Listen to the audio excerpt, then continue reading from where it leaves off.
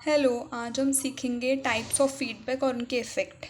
सबसे पहले फीडबैक के टाइप्स क्या हैं। फीडबैक्स होते हैं दो टाइप के, पॉजिटिव और नेगेटिव फीडबैक। पॉजिटिव को हम पॉजिटिव क्यों बोलते हैं? क्योंकि फीडबैक और इनपुट का फेस सेम होता है, इसलिए हम उसे पॉजिटिव फीडबैक बोलते हैं और इन्हें रीजनरेटिव फीडबैक भी बोला जाता है।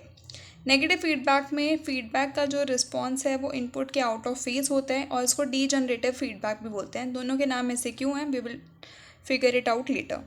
सबसे पहले ट्रांसफर फंक्शन निकालूं कैसे। पॉजिटिव फीडबैक के केस में पॉजिटिव फीडबैक कब होगा? यहाँ पे इनपुट गया R S, error signal, forward gain, C S is my output और यहाँ से फीडबैक पाथ। पॉजिटिव है, दोनों के फेस सेम है।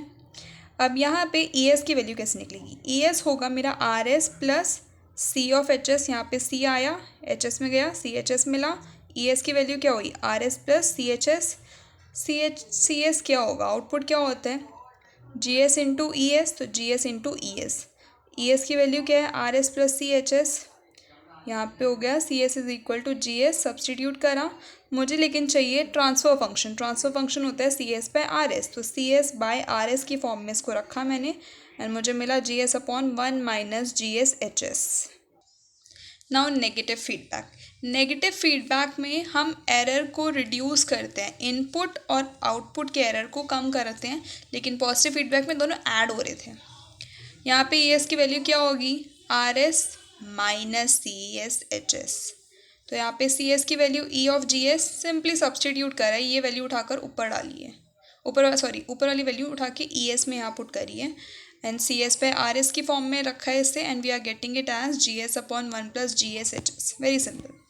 अब इसके इफेक्ट क्या है, गेन पे फीडबैक का असर क्या है? सबसे पहले नेगेटिव फीडबैक। नेगेटिव फीडबैक में मुझे ट्रांसफर फंक्शन पता है। नेगेटिव फीडबैक का क्या होता है? G S upon one plus G S H S. Denominator में क्या है? One plus G H. ये जो वन प्लस जी एच है, ये इसका डिनोमिनेटर या तो वन से कम होगा या वन से ज़्यादा होगा। मैंने बोला वन से कम।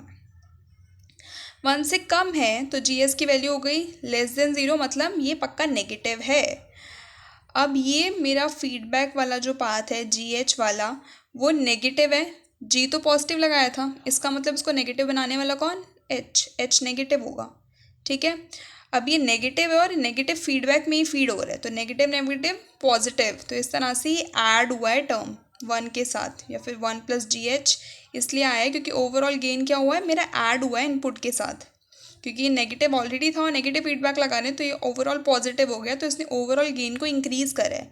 तो अगर वन प्लस जी एच है, मैंने बोला one plus G H one से कम है, तो ये वैल्यू कम हो गई। ये वैल्यू कम हुई तो ऑटोमेटिकली ट्रांसफर फंक्शन बढ़ गया, तो ट्रांसफर फंक्शन का गेन इंक्रीज ही होता है। नेगेटिव फीडबैक में अगर आपको गेन किसी भी सिस्टम का बढ़ाना है तो you will opt for the negative feedback. तो ओवरऑल सिस्टम पॉजिटिव ही है, फीडबैक अभी भी ओवरऑल पॉजिटिव ही है, पर उसका इम्पैक्ट जो है गेन पे वो इंक्रीजिंग है नेगेटिव फीडबैक लगाने के बाद भी।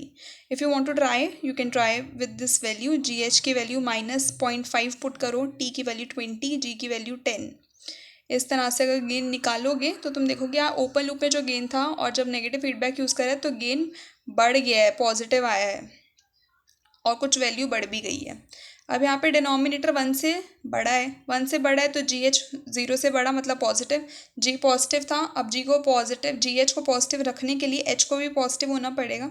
अब एच पॉजिटिव है लेकिन फीडबैक नेगेटिव लगा हुआ है, तो माइनस प्लस माइनस नेगेटिव होगा ओवरऑल फीडबैक। दो प्लस और माइनस इंटू होके माइनस हो जाएगा, तो एच हमारा पॉजिटिव है और ओवरऑल सिस्टम नेगेटिव बन गया, तो ये सब्ट्रैक्ट होगा इनपुट के साथ। तो ट्रांसफर फंक्शन पहले जो कि बड़ा था, ट्रांसफर फंक्शन अब डिनोमिनेटर क्योंकि बड़ा हो गया तो ट्रांसफर फंक्शन कम हो गया, तो ओवरऑल गेन डिक्रीज हो गया। नेगेटिव फीडबैक से ओवरऑल फीडबैक जो था वो कम हो गया। If you want to try, you can try this with this value, G is 10, G H is 0.5। You can try this for the positive feedback. Positive feedback का transfer function होता है G S upon one plus G H.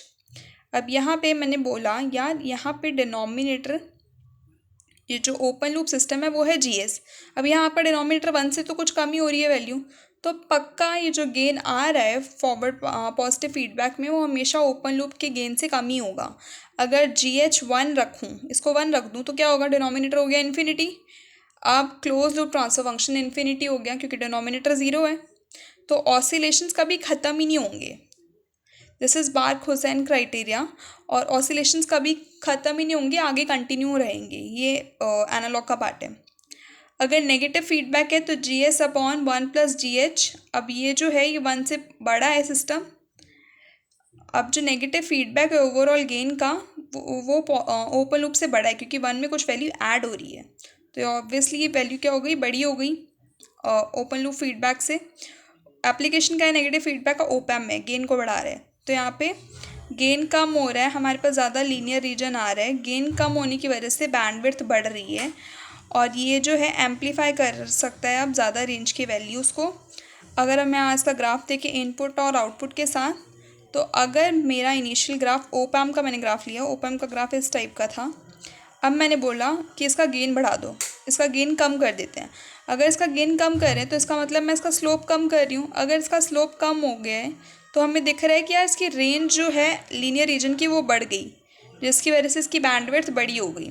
तो यहाँ पे हम लोग amplify कर सकते हैं ज़्यादा रेंज की वैल्यूज़ को। गेन क्या है, स्लोप है, अगर गेन बढ़ेगा तो बैंडविड्थ कम होगी, अगर गेन घटेगा तो बैंडविड्थ बढ़ेगी।